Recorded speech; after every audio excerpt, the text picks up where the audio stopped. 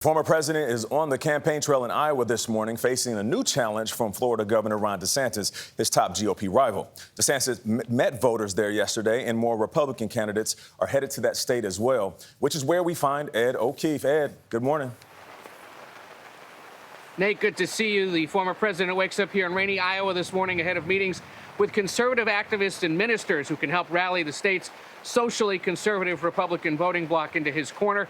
He's also set to appear tonight on Fox News. He's here after Florida Governor Ron DeSantis made 5 stops in 24 hours, crisscrossing the state before heading off to New Hampshire today. Now, the governor trails the former president in national polls by double digits, but he's arguing to Republicans that Trump can't win back the voters needed to win a general election. Former president, though, keeping close tabs on DeSantis as he intensifies attacks on the governor's management of COVID and his ongoing feud with Disney. In a radio interview last night, he described the rivalry with DeSantis as, quote, a war, because he's focused on who's in second place, not in, say, 8th or 9th place. Meanwhile, more candidates are jumping in the already crowded race. Former New Jersey Governor Christie set to launch his bid next Tuesday in New Hampshire, while former Vice President Mike Pence is set to launch his campaign here in Des Moines.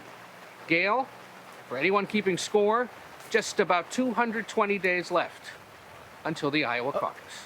We are definitely keeping score, Ed, but don't you think Donald Trump likes it when more candidates come in the race, because then it just splits everybody up and he's thinking more for me? Don't you think he's saying, come on in, guys and girls? History has proven that it works that way for him in the past, and there are those that think it might happen again. So, yes, he's all for a crowded field. Yep. Well, we are always watching. Thank you, Ed. Always good to see you, Mr. O'Keefe.